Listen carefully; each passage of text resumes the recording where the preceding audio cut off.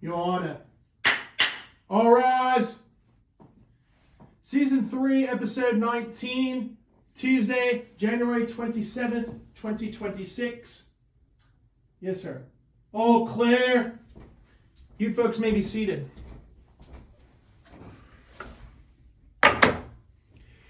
Good afternoon, everyone, and thank you for once again joining me inside the Pennsylvania College Basketball Court, or the PCBC for short. This is Season 3, Episode 19 of this wonderful podcast / series here on YouTube. Seasons 1 and 2 can be found in my Instagram page. You can look for that. The link is in the bio. If you look at the Honorable Judge Noah, or search NWS 1999 into your search engine bar.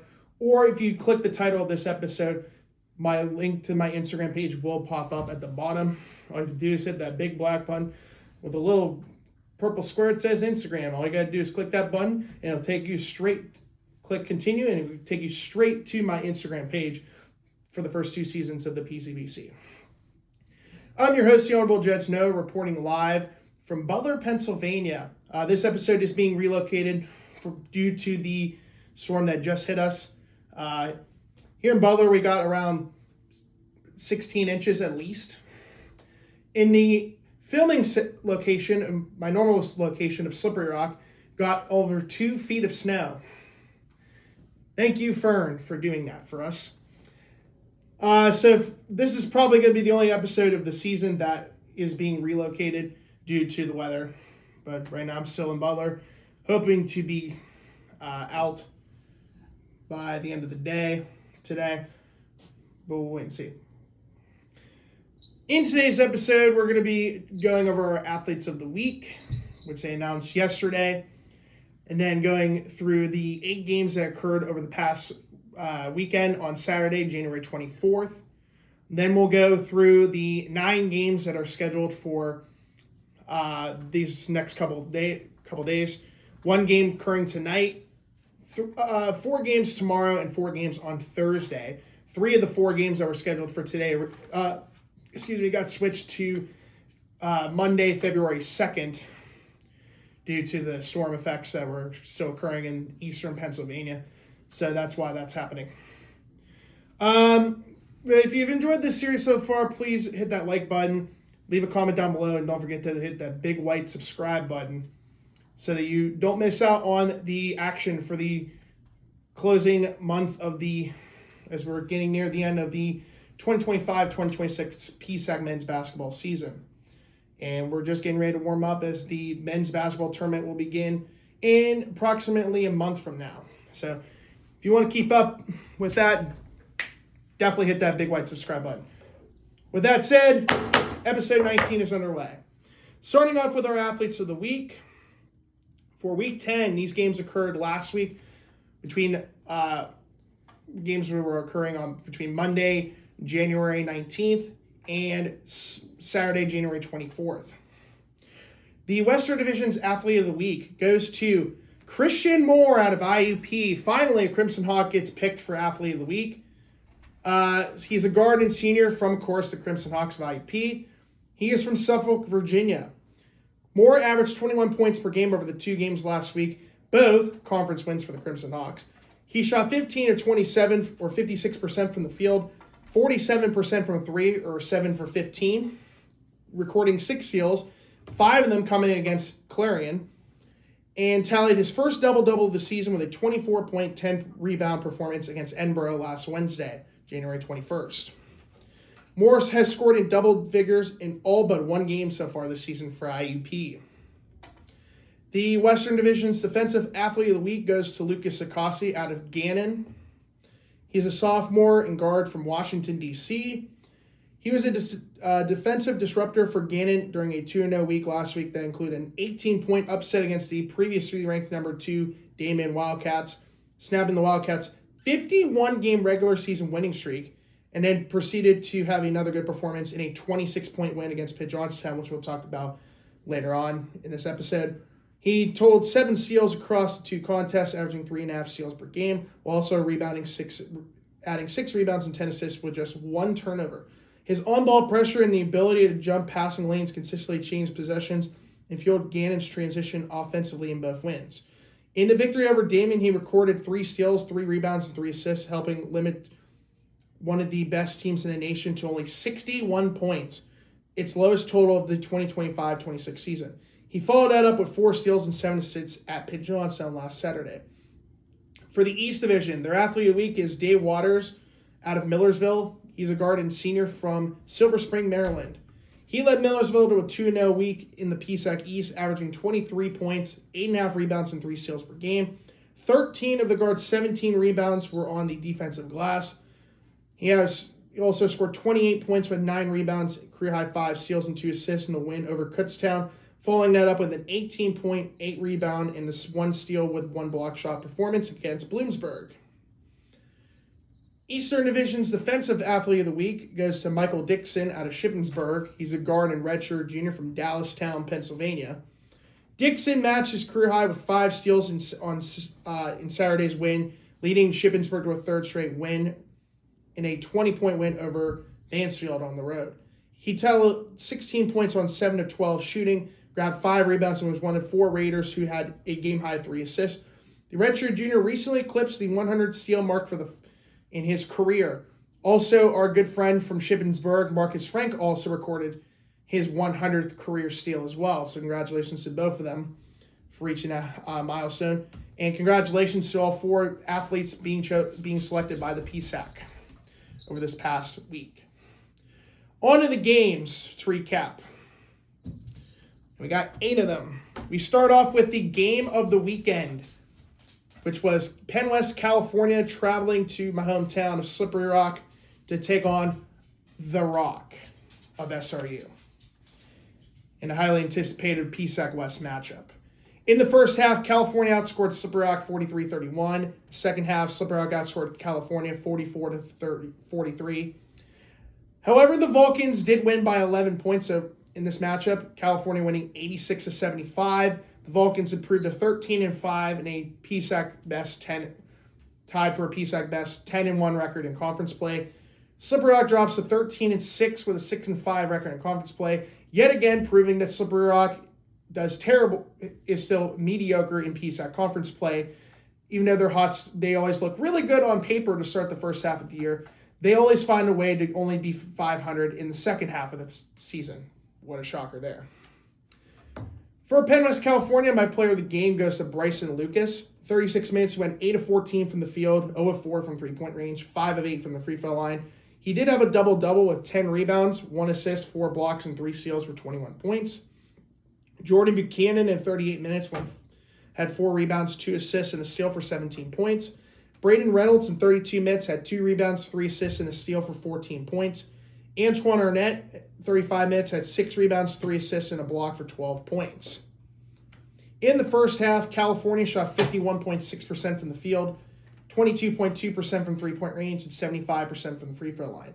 Second half, they shot 40% from the floor, 0% from three-point range, going 0 of 5, and 79.3% from the free throw line.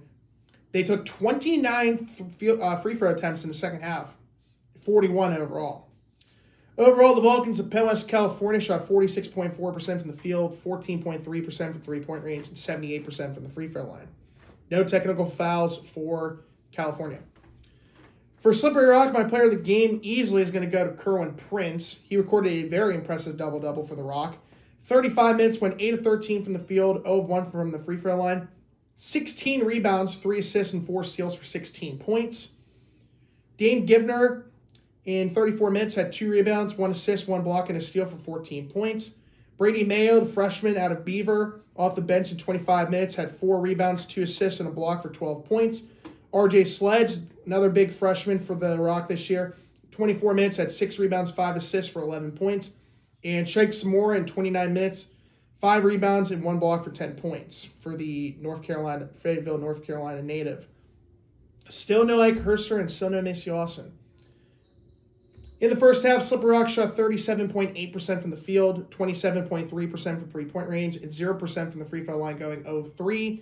Second half, they shot 38.6% from the floor, 35.7% from three-point range, and 100% from the free throw line, going 5 out of 5. Overall, the Rock of Slippery Rock University shot 38.3% from the field, 32% from three-point range, and 62.5% from the free throw line, with a technical foul that was assessed to The Rock. Unfortunately, did not get this game correct, as I did have Slippery Rock beating California in this matchup. Moving on to our next game. Game I did get correct.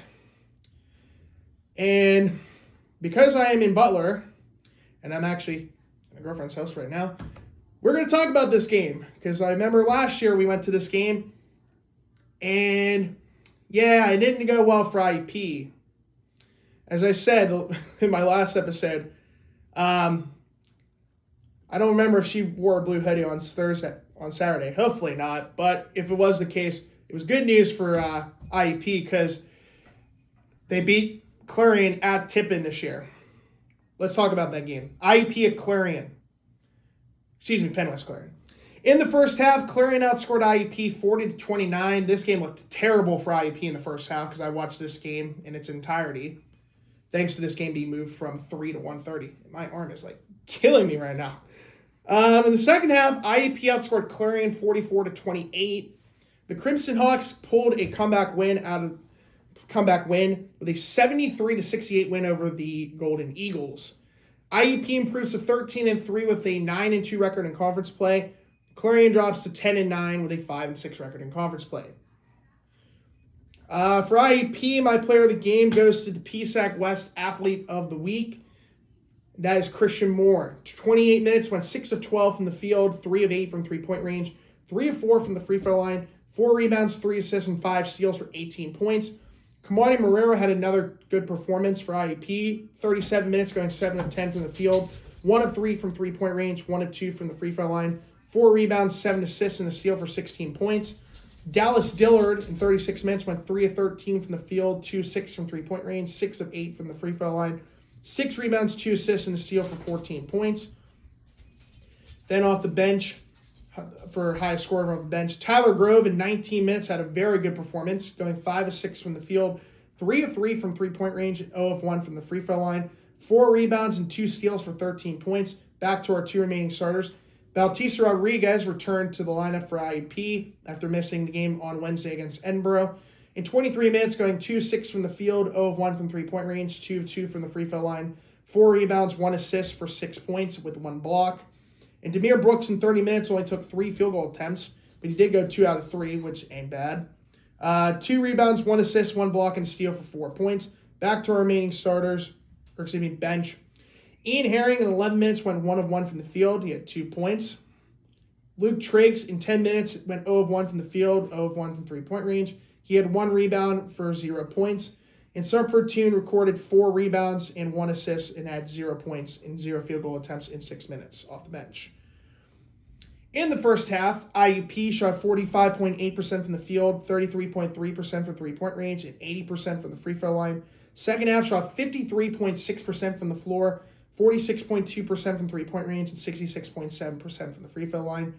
Overall, the Crimson Hawks of IUP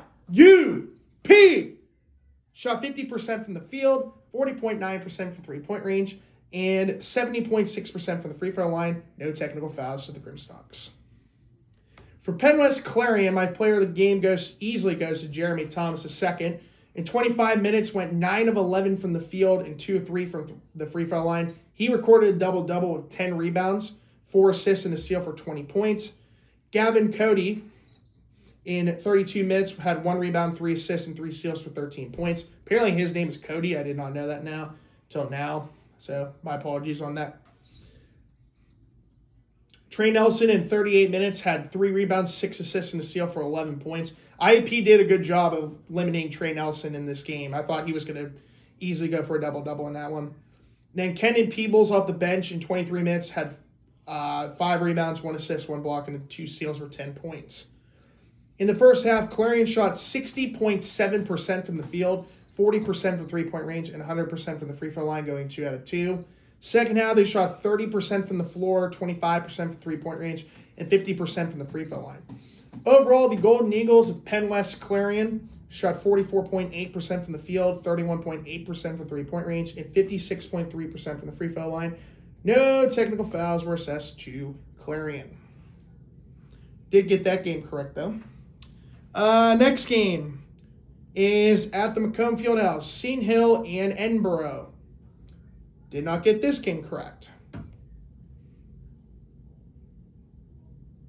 Actually, this is the only game remaining I did not get correct. So the final 5 games I did get correct.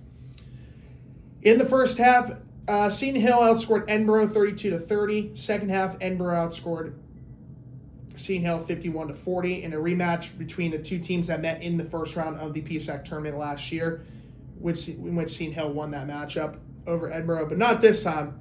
Edinburgh wins 81-72 over Seton Hill. The Fighting Scots improved to 9-9 with a 5-6 record in conference play. The Griffins of Seton Hill dropped to 13-6 with a 7-5 record in conference play. For Seton Hill, my player of the game, despite not having the most points scored on the team that day, he is my player of the game. Ed Ortiz, 37 minutes, went 6-14 from the field, 4-6 from three-point range.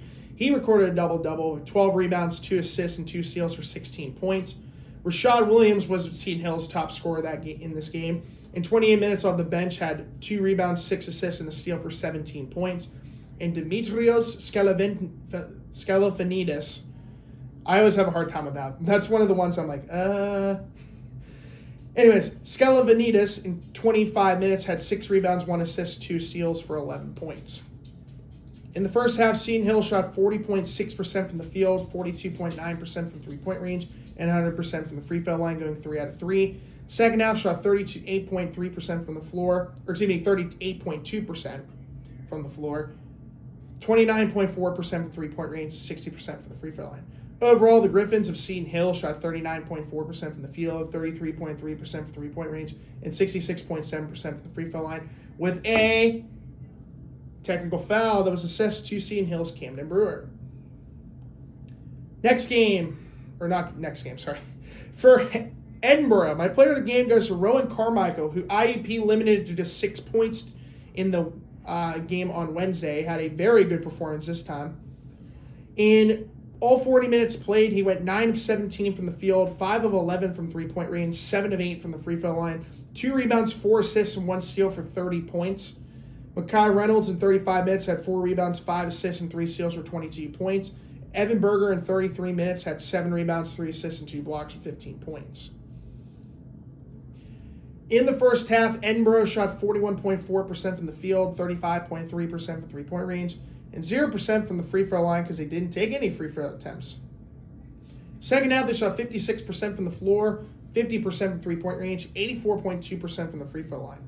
Overall, the Fighting Scots of Penn West Edinburgh shot 48.1% from the field, 41.9% from three-point range, 84.2% from the free throw line. But unfortunately, there was a technical foul that was assessed to Makai Reynolds. Moving on to the next game at the Thomas Fieldhouse. Westchester and the Commonwealth University of Lock Haven. My best friend's alma mater. In the first half, Westchester outscored Lock Haven 38-27. And in the second half, both teams each scored 35 points apiece. Westchester wins this game 73-62 over Lock Haven. The Golden Rams improved to 14-4 with an 8-3 record in conference play. The Bald Eagles dropped to 5-11 with a 3-8 record in conference play. For Westchester, my player of the game goes to Gabe Moss. In 27 minutes, went 5 of 6 from the field and 7 of 10 from the free throw line. 8 rebounds, 2 assists for 17 points. Dylan Blair in 37 minutes had 6 assists for 13 points. And Anthony McCall in 30 minutes had 3 rebounds, 2 blocks, and 2 steals for 13 points. In the first half, Westchester shot 64% from the field, 28.6% from three-point range, and 66.7% from the free throw line. Second half, they shot 43.5% from the field, 50% from three-point range, and 80% from the free throw line. Overall, the Golden Rams of Westchester shot 54.2% from the field, 38.5% from three-point range, and 76.2% from the free throw line. No technical fouls assessed to Westchester. For Lock Haven, my player of the game goes to Dylan Scott in 36 minutes, going 8 of 17 from the field, 3 of 6 from three-point range, 5 of 6 from the free throw line, 3 rebounds for 20 and 1 assist for 24 points. And then Luke Kennedy in 36 minutes had 3 rebounds, 3 assists, 2 steals for 13 points. In the first half, Lock Haven shot 37.9% from the field, 38.5% from three-point range, and 0% from the free throw line because they didn't take any free throw attempts. Second half, shot 40% from the floor, 27.3% from three-point range, and 66.7% from the free throw line. Overall, the Bald Eagles of the Commonwealth University of Lock Haven shot 38.9% from the field, 33.3% from three-point range, and 66.7% from the free throw line. No technical fouls were assessed to the Bald Eagles. Next game, we go to the Decker Gymnasium in Mansfield, Shippensburg versus the Commonwealth University of Mansfield. In the first half, Shippensburg outscored Mansfield 39-35. Second half, Shippensburg outscored Mansfield 58-42, as Shippensburg wins this game easily by 20 points, 97-77. The Raiders improved to 9-9 with a 4-7 record in conference play, and the poor Mountaineers dropped to 1-17 and officially clinched a losing record for the 2025-2026 PSAC season with an 0-12 record in conference play, because I believe they played 22 games in their schedule. So if that's the case, then they would have finished best they can finish is 10-12. So the season just keeps getting worse for the Mountaineers. For Shippensburg, player of the game goes to Marcus Frank. In 28 minutes, went 9 of 16 from the field, 1 of 3 from three-point range, 6 of 8 from the free throw line, 1 rebound, 1 assist, a block, and 4 steals for 25 points. Jaden Smith in 27 minutes had 2 rebounds, 3 assists, and a steal for 16 points. Michael Dixon, who is the Eastern Division's Defensive Athlete of the Week, in 25 minutes had 5 rebounds, 3 assists, and 5 steals for 16 points. And Timmy Connor, in 22 minutes off the bench, had 2 assists for 12 points. In the first half, Shippensburg shot 48.3% from the field, 40% from three-point range, 77.8% from the free throw line.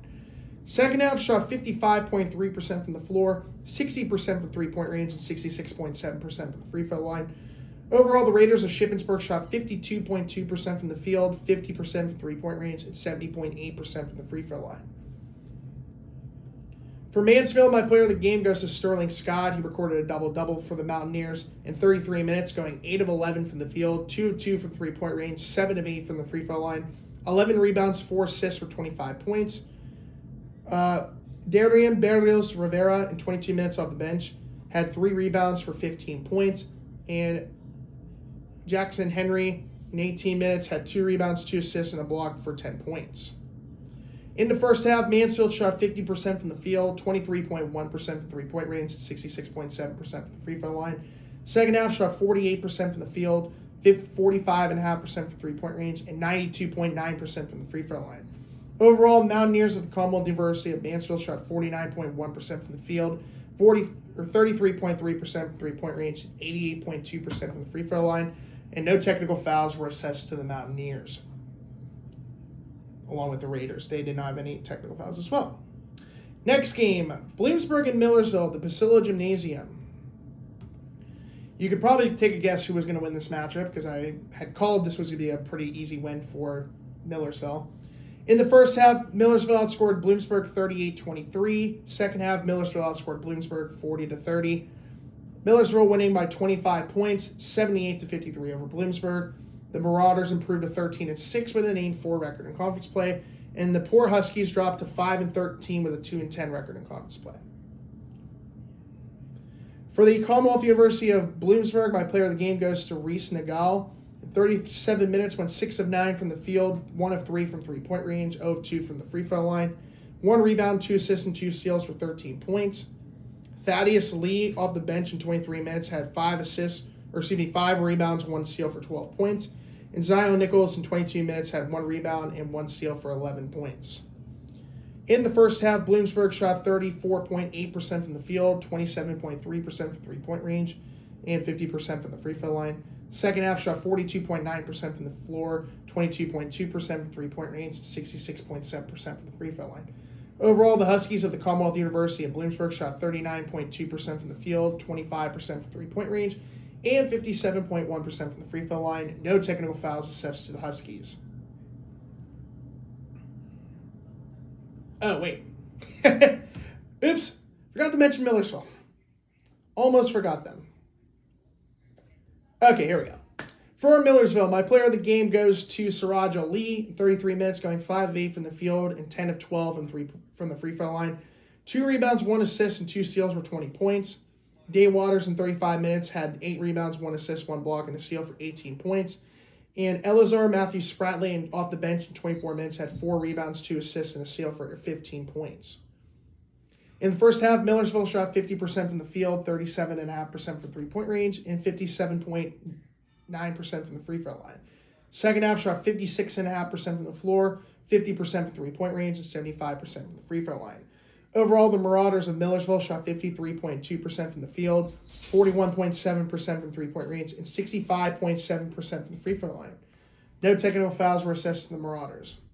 Not a good free throw shooting performance from the Marauders for a team that's shooting near 80% on the season. Okay, now moving on to the next game. That would be at the UPJ Sports Center. Gannon, ranked number 10 in the country for the time being, traveled to Pitt Johnstown. In the first half, Gannon outscored Pitt Johnstown a very impressive 61-37. And in the second half, Gannon outscored Pitt Johnstown 51-49. Gannon winning by 26 with a 112-86 win. The Golden Knights improved to 17-2 with a 10-1 record in conference play, and the Mountain Cats dropped to 10-9 with a 4-7 record in conference play. Whoo boy, we got 6 double-digit guys. For my player of the game for Gannon, I'm gonna go with Precious Adirwu. Okay, sorry about that. So I had to skip part of that. Anyways, back to our player of the game for Gannon. It's Precious Adirwu. 21 minutes, went 7 of 14 from the field, 3 of 8 from three-point range, 2 of 6 from the free throw line, 3 rebounds, 2 assists, and a steal for 19 points. Lane Sarver in 16 minutes off the bench had 1 rebound, 1 assist, and 2 steals for 19 points. Lucas Morgan in 25 minutes had 4 rebounds, 3 assists for 16 points. Lucas Akasi, who was the Western Division's Defensive Athlete of the Week, in 17 minutes had 3 rebounds, 7 assists, 4 steals for 14 points. Mackenzie Morgan in 22 minutes had 4 rebounds, 2 steals for 12 points. And Pace Prosser in 27 minutes had 5 rebounds, 7 assists for 11 points. In the first half, Gannon shot 57.5% from the field, 41.2% from three-point range, 57.1% from the free throw line. Second half shot 50% from the floor, 31.6% from three-point range, and 52.9% from the free throw line. Overall, the Golden Knights of Gannon shot 53.9% from the field, 36.1% from three-point range, and 54.8% from the free throw line. No technical fouls were assessed to Gannon. Okay, this is going to be a good one to talk about. I don't think I've seen this one in a hot minute. For Pitt Johnstown, easily the player of the game goes to Baden Forup. We saw that coming. In 33 minutes, went 11 of 19 from the field and 7 of 7 from the free throw line. He had 20 rebounds with 1 assist and 1 block and 1 steal for 29 points. I believe that's the first time I've ever had to mention a 20-20 game, with that being 20 points and 20 rebounds in a single game. Will Kromka was their other player who had double-digit points. In 23 minutes, had 5 rebounds, 1 assist for 16 points. In the first half, Pitt Johnstown shot 43.3% from the field, 50% from three-point range, and 77.8% from the free throw line. Second half, shot 53.1% from the field, 37.5% from three-point range, and 85.7% from the free throw line. Overall, the Mountain Cats of Pitt Johnstown shot 48.4% from the field, 43.8% from three-point range, and 82.6% from the free throw line. No technical fouls were assessed to the Mountain Cats. And then the last game from Saturday was Kutztown at Shepherd at the Butcher Athletic Center, which was another easy pick for me. In the first half, Shepherd outscored Kutztown 34-28. Second half, Shepherd outscored Kutztown 38-28. Shepherd winning 72-56 over Kutztown. The Rams improved to 10-8 with a 7-5 record in conference play. The Golden Bears dropped to 5-11 with a 2-9 record in conference play. For Kutztown, my player of the game goes to Ymir Soderfield. 34 minutes, went 7 of 9 from the field, 0 of 2 from three-point range, 2 of 4 from the free throw line, 2 rebounds, 2 assists for 16 points. Jordan Nakoa Abisolo in 36 minutes went 11 rebounds and 1 steal for 12 points. Jalen Bryan in 37 minutes had 5 rebounds, 3 assists, and a steal for 11 points. And Amari Banks in 33 minutes had 5 rebounds, 4 assists, and steal for 10 points. In the first half, Kutztown shot 45.8% from the field, 0% from three-point range, going 0-4, and 54.6% from the free throw line. Second half, shot 36.7% from the field, 0% from three-point range, again, going 0-6, and 6 of 12 from the free throw line, 50%. Overall, the Golden Bears of Kutztown shot 40.7% from the field, 0% from three-point range, going 0-10.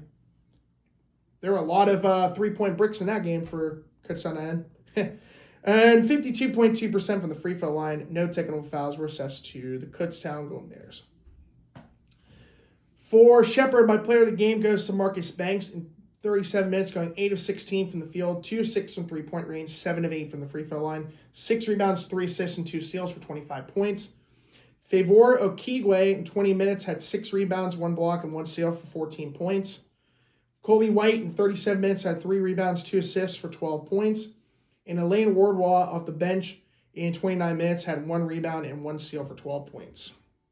In the first half, Shepherd shot 44.8% from the field, 35.7% from three-point range, and 75% from the free throw line.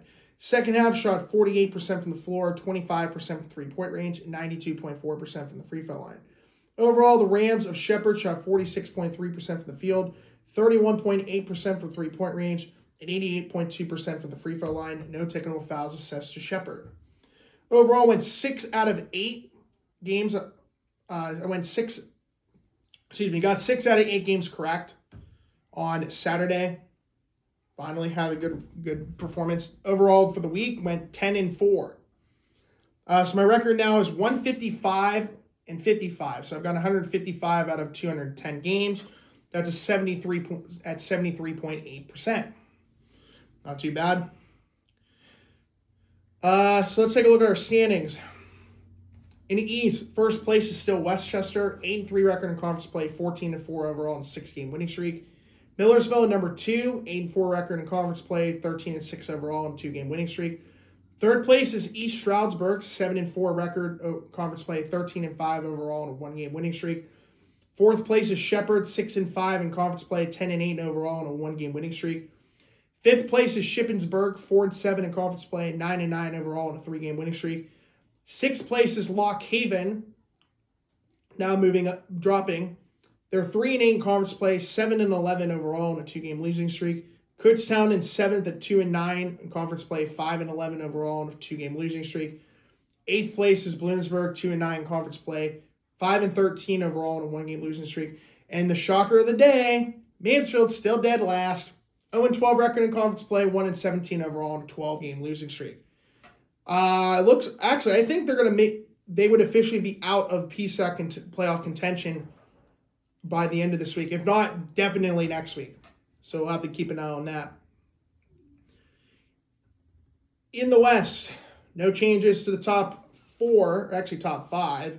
You could say top 6, actually. I don't think any of them changed, to be honest. Number 1 is Gannon. They're 10-1 in conference play, 17-2 overall, and a 4-game winning streak.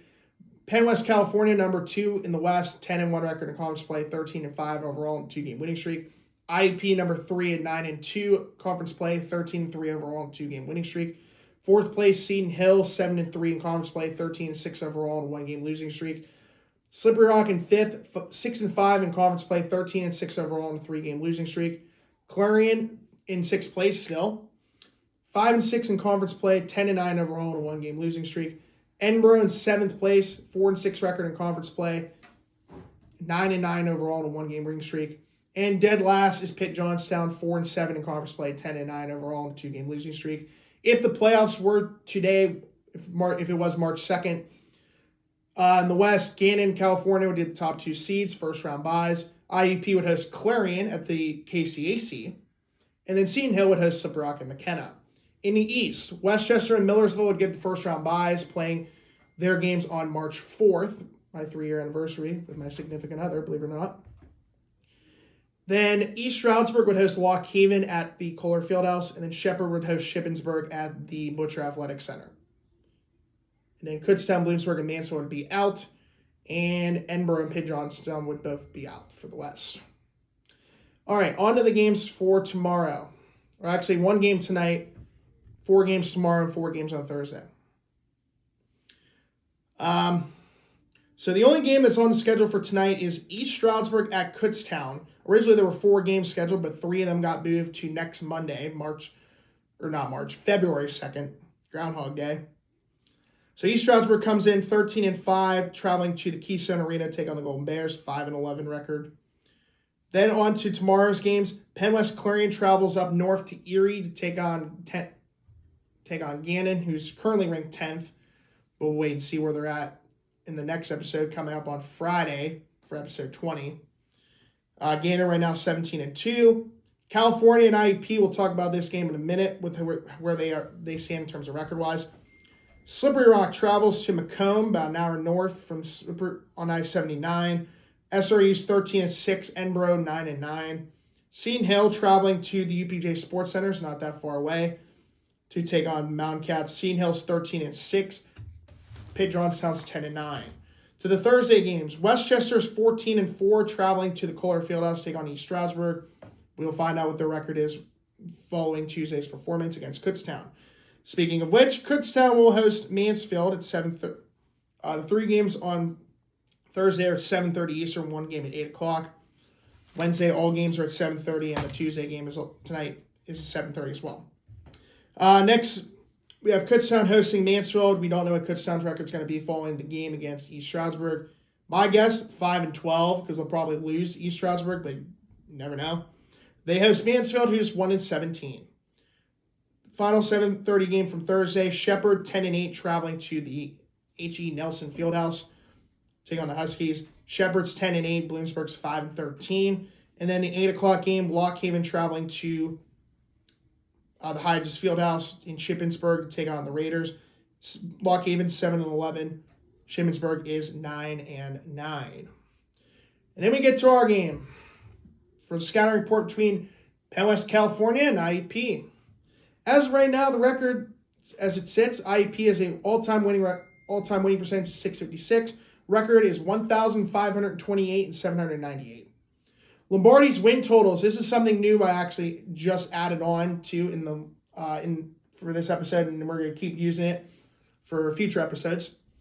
Lombardi's win totals at IUP. Overall, he is 444 and 140, and his win against Penn West Clarion on Saturday earned him his 275th career conference win. So he's now 275 and 79 all-time in PSAC conference games. So congratulations to Coach Lombardi on that. The matchup, it's a big one. The first of 2 big matchups for IUP this week. First, this game, then Saturday, which we'll talk about in Friday's episode, at Seton Hill in Greensburg. First game we talk about for this week, Penn West California, traveling to the KCAC. Penn West California is 13-5 with a 10-1 record in conference play. Currently ranked number 2 in the West, but if you go by tiebreaker against Gannon, they would be number 1 in the West. IUP is 13-3 with a 9-2 record in conference play. They're 3rd in the West, so these 2 teams are going to be competitive teams. We might see this possibly as one of 3 possible times these 2 teams will meet in the playoff in the season. This is the 203rd all-time meeting between these 2 programs. IUP leads the series 127-75. The last time these 2 teams met was February 26, 2025. From that day to the game tomorrow, that would be 336 days between these 2 matchups. IUP won this game surprisingly, 84-76, which helped IUP advance to the PSAC, clinch their spot in the PSAC tournament for the 18th consecutive season, because 2021 doesn't count because of COVID.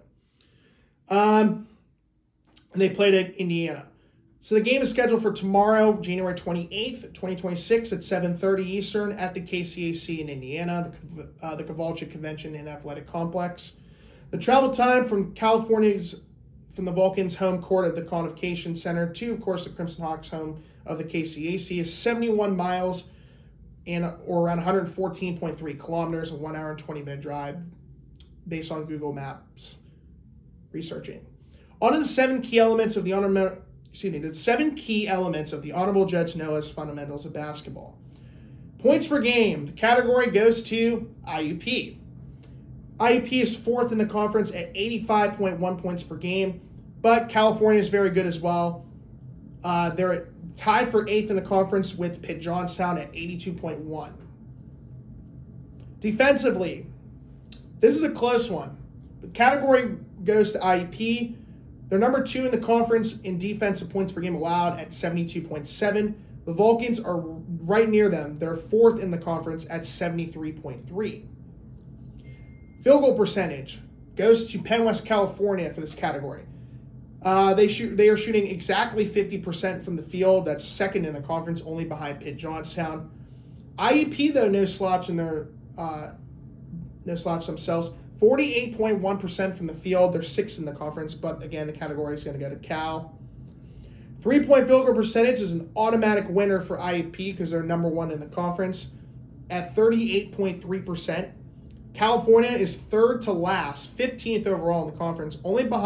They are ahead of Gannon and Mansfield in 3-point field goal percentage at 30.4%.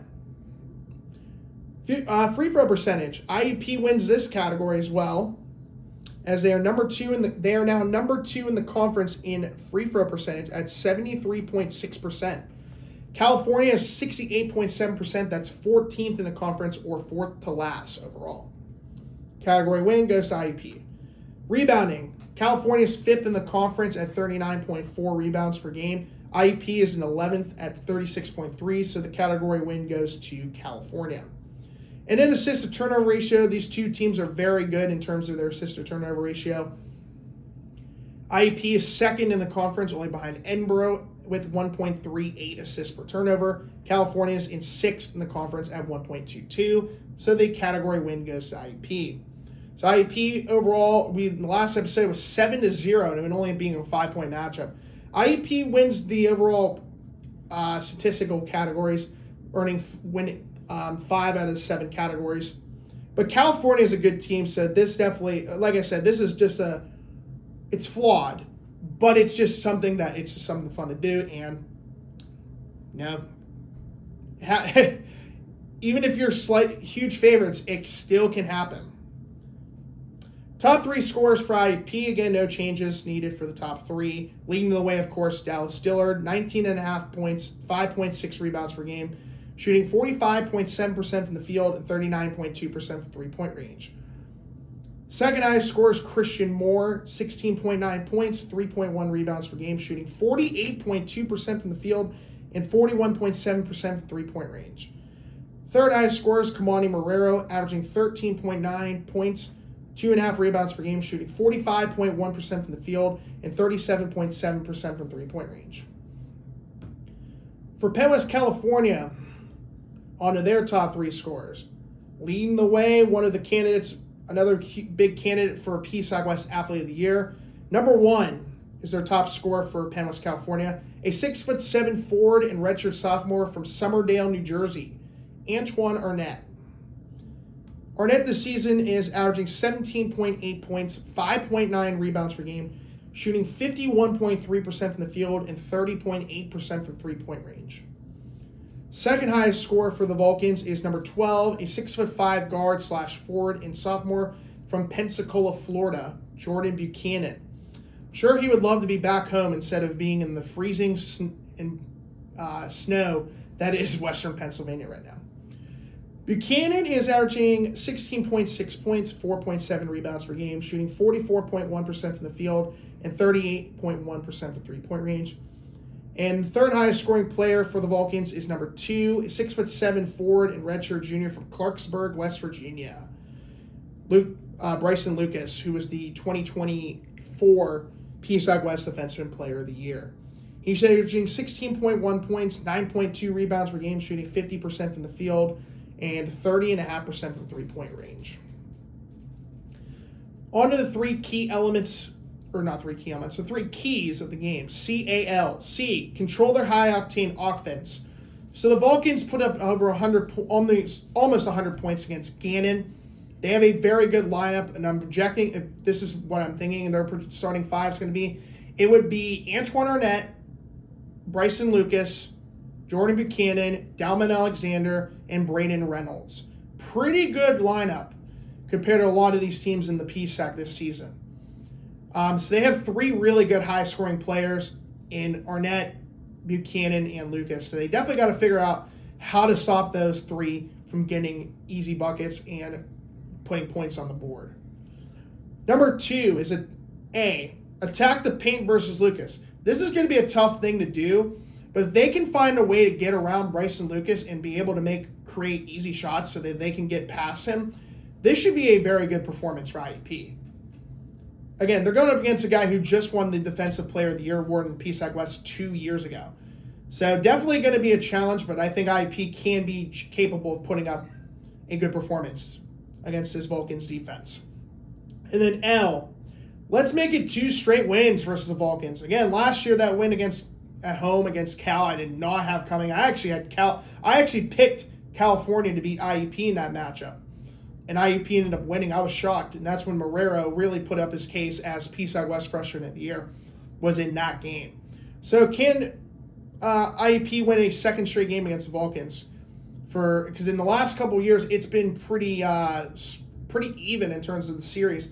After IUP had dominated the series for over a decade, I think they had almost 20 straight wins against the Vulcans, or maybe they did have 20 straight. It was some really impressive number where Cal didn't win for over 10 years against IUP. So Lombardi has a very good record against the Vulcans overall, but the series has swayed a little bit in the last couple years. So let's talk about my picks and predictions for the next couple days. So for tonight's matchup, we have East Stroudsburg and Kutztown. I'm going to go with East Stroudsburg in this one. I think it will be a good game, but I think East Stroudsburg's talent is what outmatches Kutztown with Jalen Bryan and Jordan Nicole Albisola. So the Wednesday games for tomorrow.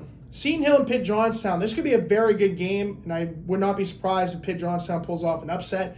I'm going to go with Seton Hill in this matchup. 2 teams that are kind of ice cold, but I think Seton Hill's is the better team of the 2. So that's why I'm going to pick the Griffins. SRU and Edinboro, I'm going to pick SRU to win. Clarion and Gannon. Love you, babe. Would love to see Clarion win at Gannon for a second straight year. However, I don't think it's going to happen again. I'm going to say Gannon wins, although I think Clarion will put up a very good fight. And then California and IUP, this is the big matchup of tomorrow. This game's going to be close, and no surprise there. It was last year. Both games actually were close. Both games were, in terms of the matchups, were a combined total of 10 points. Because the Vulcans won by 4 at California last year in a heartbreaker. And then IUP won at home against California. So actually 12 points was decided in the 2 matchups. So wouldn't be surprised if it's going to be another close one. I do think IUP finds a way to get past that high-octane offense and their defense. They got to get past Buchanan, Alexander, and Lucas with that defense. I think IUP does have the scoring ability to do it. I think IUP will win this game in a close one over California and then move up to the number 2 spot in the West. Because if IUP wins, they move into second place in the West, and California would drop to number 3. On to the Thursday games, Mansfield and Kutztown. I think Kutztown wins that game easily. Shepherd at Bloomsburg. I'm going to go with Shepherd over Bloomsburg. Westchester and East Stroudsburg. Good matchup. This will be a good matchup. Top 2 teams in the East. I'm going to go with East Stroudsburg over Westchester. And then Lock Haven versus Shippensburg. I'm going to go with Shippensburg in that matchup. Well, with that being said, that concludes episode 19 of the 3rd season of the PCBC. Hope you guys enjoyed. Again, hit that like button, leave a comment, don't forget to subscribe, and please stay safe as the weather continues to get colder and colder. I think this week we're supposed to be in the negative, below 0 in air temperature over the next couple of days. So stay safe, stay warm. Hopefully you guys will be able to get out of your driveways, hopefully. If not, please just stay safe. Till then, I'm your host, the Honorable Judge Noah, reporting live from Butler, Pennsylvania. And I will see you guys hopefully in my main location on Friday for Season 3, Episode 20. Until then, we are on recess.